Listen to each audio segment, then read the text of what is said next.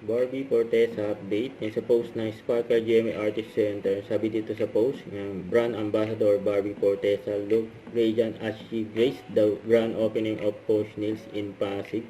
Ang ganda ni Barbie, grabe puti niya. Ito yung video ni Barbie. Yung sa Post Nails, grand opening.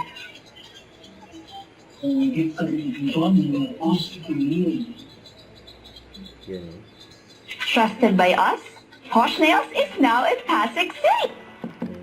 And grand opening nga.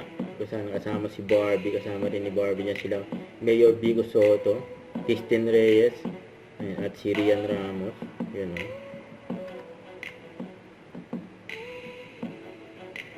Yan yung mga video ni Barbie.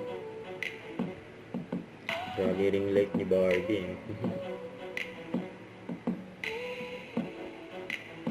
Yan yung unang event ni Barbie.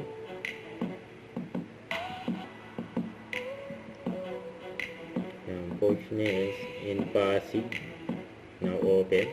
Sa ito pa yung post ni Barbie sa Instagram and bonding with kanyang ate Abby at pamangkin niya si Lucian. Sabi niya yung mas marami pa kaming magandang kuha ni Lucian kaysa sa atin. Yan o, ang gulo mo.